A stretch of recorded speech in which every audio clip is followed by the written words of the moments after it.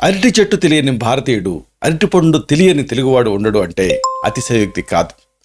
అరటి అనేది మన జీవితాలలో పెనవేసుకుపోయింది, మన సంస్కృతిలో ఒక భాగం. అరటికాయ 6 నెలల రోగం అనేది అరటిపండు తాలూకు మెడికల్ ఇంపార్టెన్స్ని తెలియజేస్తుంది. అరటిపండు ఒలిచి చేతిలో పెట్టినట్టు అన్నటువంటి సామెత అరటిపండు తాలూకు ఆ ఇంపార్టెన్స్ని మనకి తెలియజేస్తుంది. అరటిపండు అంత ఈజీగా డైజెస్ట్ అవుతుందన్న సంగతి చెప్తుంది. అలాగే అదృష్టం బాగా లేకపోతే అరటిపండు తిన్న పన్ను విరుగుద్ది అన్న సామెత అరటిపండు ఎంత సౌమ్యమైందో తెలియజేస్తుంది. ఒక్క మాటలో చెప్పాల్సి వస్తే ఈ అరటి అనేది ఆహార ఔషధాల్లో మేటి అని చెప్పొచ్చు. దీంతో అనేక సమస్యలను తగ్గించుకోవచ్చు. ఏం సమస్యలు ఇవి? అరటిని ఎలా వాడాలి ఆహార ఔషధంగా? ఈ మొత్తం సమాచారాన్ని ఈ వీడియోలో మనం వివరంగా తెలుసుకోబోతున్నాం. మిత్రులారా నమస్కారం, నేను మీ డాక్టర్ చిరుమామిళ్ళ మురళీ మనోహర్. ఈ వీడియోలో మనం చాలా ఆసక్తికరమైన విషయాన్ని తెలుసుకోబోతున్నాం. ఇదే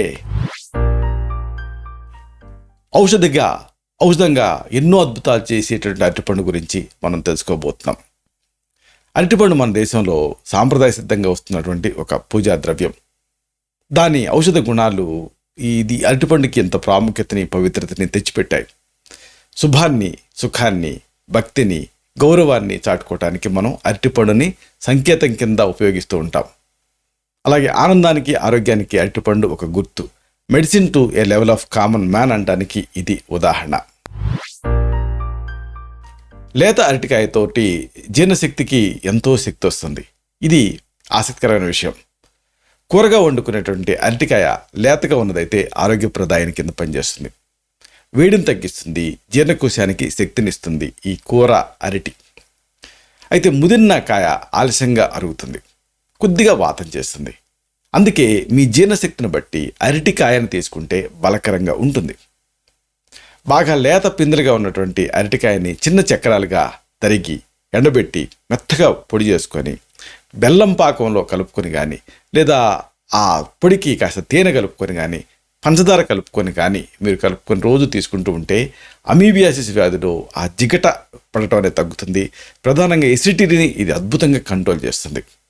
ఇక అతి ఆసక్తికరమైన మరొక విషయం ఉంది. హెర్నియా వ్యాధిని కూడా ఈ అరటితోటి ఎదుర్కోవచ్చు. హెర్నియా అంటే లోపల ఉండేటువంటి అంతర్గత అవయవాలు బయటకు చొచ్చుకు రావటం, పేగులు కావచ్చు, ఇతర ఇంటర్నల్ విజరా కావచ్చు. బాగా ముదిరి కండబట్టినటువంటి అరటికాయని సన్నటి చక్రాల కింద తరిగి ఎండబెట్టుకొని మెత్తగా పొడి చేసుకొని నిల్వ చేసుకోండి.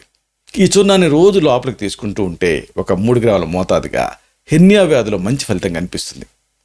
నిజానికి హెర్నియాలోనే కాదు, పేగు చివరి భాగం జారి విరేచన మార్గం ద్వారా బయటకు వచ్చేటువంటి ఒక వ్యాధి ఉంటుంది. ప్రొలాప్స్ ఆఫ్ ది రెక్టమ్ అంటారు. ఇలాంటి వ్యాధిలో కూడా ఇది యూస్ఫుల్గా ఉంటుంది. అలాగే గర్భాశయం చివరి భాగం ఆ జననేంద్రియంలోకి జారుతూ ఉంటుంది. కొంతమంది మహిళల్లో దగ్గినప్పుడు, తుమ్మినప్పుడు ఇబ్బంది పడుతూ ఉంటారు. ఇలాంటి సందర్భాల్లో కూడా ఇది పనిచేస్తుంది. అంటే ఈ అరటికాయ అనేది వదులైనటువంటి కండరాల్ని సరిచేసేటటువంటి గొప్ప శక్తి కలిగింది అని మనం అర్థం చేసుకోవాలి. ఇక తెల్లబొట్ట వ్యాధిలో అరటి ఉపయోగం అంతా ఇంత కాదు. కూర అరటికాయని ఇప్పుడు మనం చెప్పుకున్నట్టుగా ఎండబెట్టి పొడి చేసుకోవాలి. రోజు దీన్ని తీసుకుంటూ ఉంటే మహిళల్ని ఇబ్బంది పెట్టేటటువంటి కుసుమ వ్యాధులు, అంటే వైట్ డిశ్చార్జ్, రెడ్ డిశ్చార్జ్ ఇలాంటివి, గర్భాశయ వ్యాధులు, ముఖ్యంగా తెల్లబట్ట వ్యాధిలో చాలా బాగా పనిచేస్తుంది. అలాగే ఇంకొక ఆసక్తికరమైన విషయం చెప్పాలి. చాలామంది టానిక్స్ గురించి అడుగుతూ ఉంటారు, కానీ వ్యాధి పడి లేచిన వాళ్ళకి అరటిపండు అనేది ఒక శక్తి ప్రదాయం కింద పనిచేస్తుంది. ఎందుకంటే అరటిపండు చలువ చేస్తుంది. అంటే బాగా మిగలబగ్గినటువంటి ఈ అరటిపండుని తింటే మలబద్ధకాన్ని తగ్గిస్తుంది, విరేచనాన్ని మెత్తబరుస్తుంది, సాఫీగా జారీ చేస్తుంది.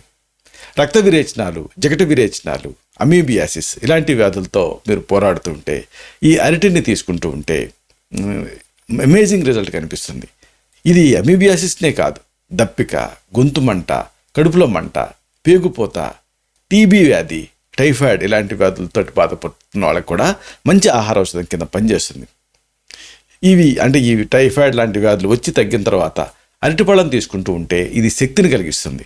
అంతేకాదు కాంప్లికేషన్స్ అంటే ఉపద్రవాలు తగ్గటానికి కూడా ఈ అరటి సహాయపడుతుంది. అయితే ఇవన్నీ ఒక ఎత్తు అయితే ఒక ఆసక్తికరమైన విషయం చెప్పాలి. మూత్రవ్యాధుల్లో దీని ఉపయోగం అంతా ఇంత కాదు. అరటికాయలు కానీ, అరటి దుంపలు కానీ అరటి డొప్పలు కానీ, అరటి ఆకులు కానీ, ఇవి అన్ని రకాల ఈ మూత్ర వ్యాధులలో కూడా అద్భుతంగా పనిచేస్తాయి. అరటి ఆకుల్లో వేడివేడి అన్నం వడ్డించుకొని తింటే మూత్ర వ్యాధులు అన్నింటిలో కూడా అద్భుతమైనటువంటి ఫలితం కనిపిస్తుంది. రక్తపోటు వ్యాధి, షుగర్ వ్యాధి ఇవి ఉన్నప్పుడు ఈ అరిటాకు భోజనం మేలు చేస్తుంది.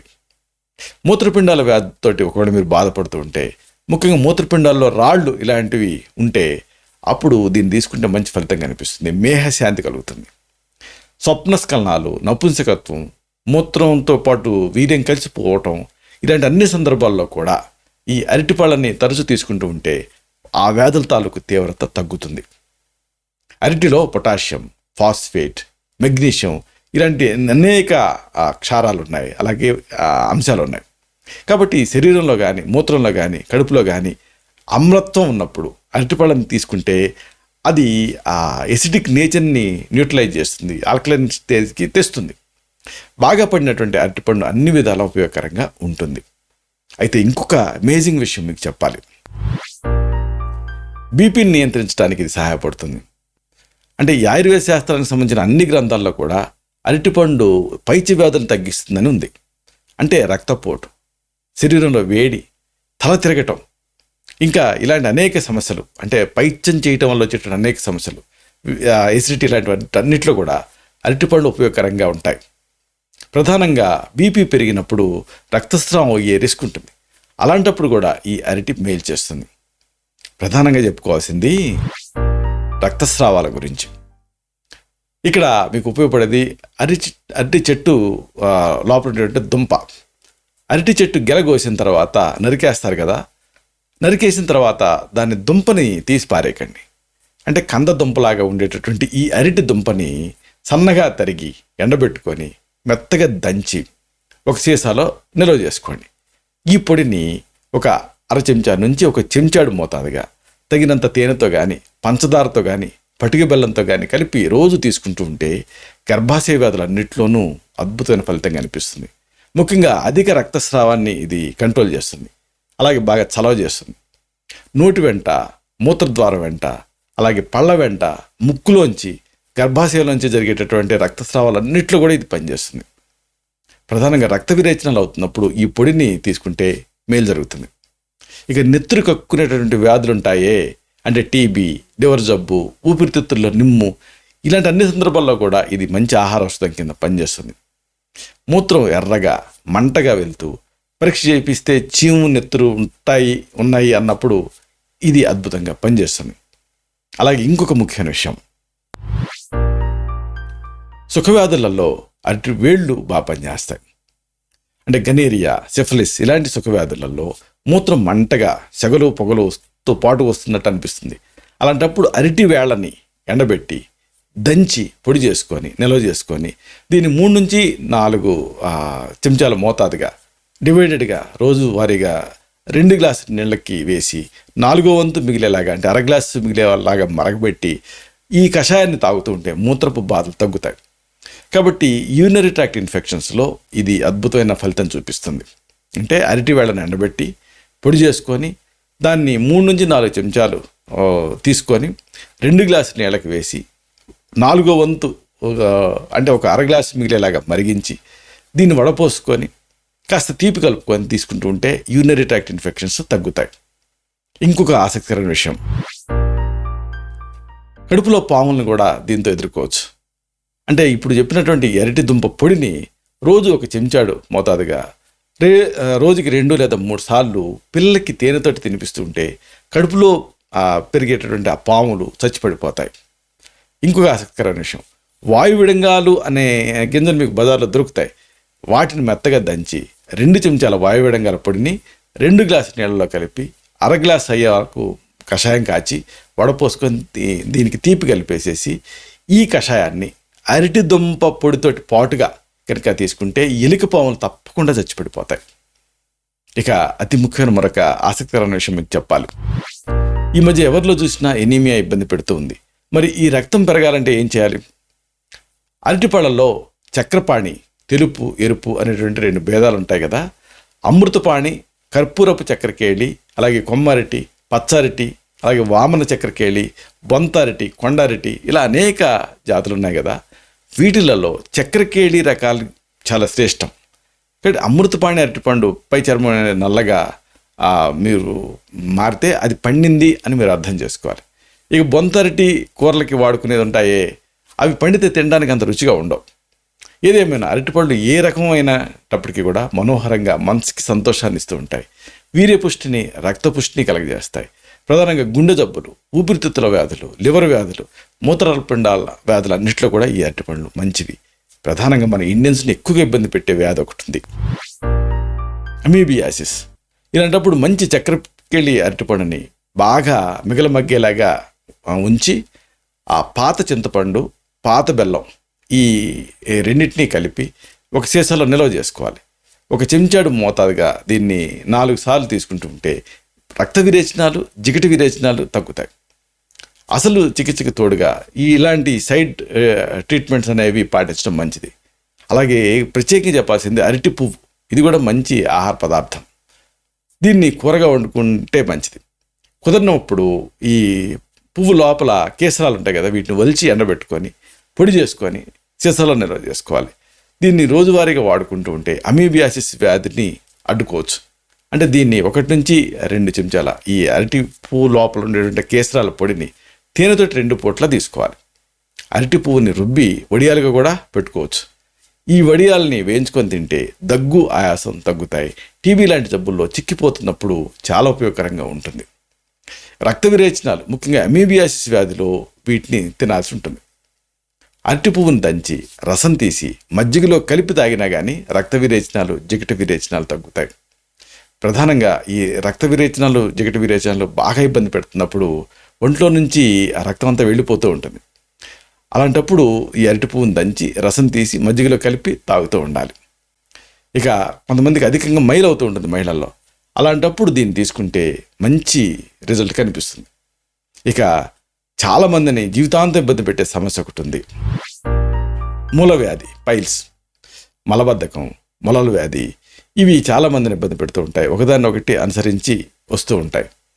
ఇలాంటి మలబద్ధకం అనేది మూలవ్యాధికి ముఖ్యమైన కారణం. అప్పుడు ఈ వ్యాధితో బాధపడుతున్నప్పుడు రోజు మగ్గినటువంటి అరటిపళ్ళని తప్పనిసరిగా తినాలి. అరటిపళ్ళల్లో పంచదార కానీ బెల్లం కానీ కలిపి తేనెతోటి తీసుకుంటే మంచిది. రక్తమూలల్లోంచి రక్తస్రావం అవుతున్నప్పుడు అరటి పువ్వుని తీసుకొచ్చి దంచి రసం తీసి ఆ రసాన్ని మజ్జిగలో కలుపుకొని తాగితే బాగా పనిచేస్తుంది. అరటిపండుపై చర్మం కూడా మంచిది. దాన్ని కూడా వదలకుండా తింటే అరటిపండు వలన వచ్చేటువంటి కొన్ని అవాంఛనీయ లక్షణాలు తగ్గుతాయి.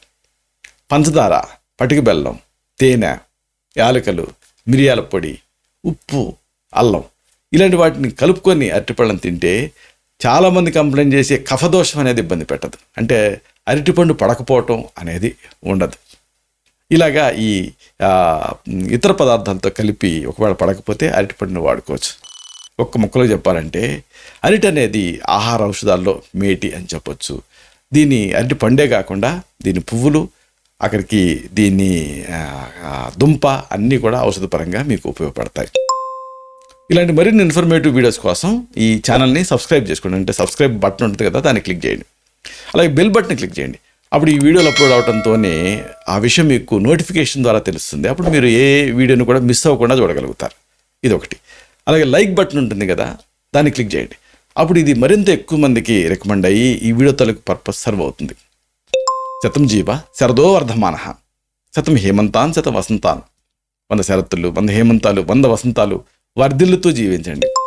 Stay healthy, stay happy, be positive, keep smiling, stay safe. Love you all. శుభం.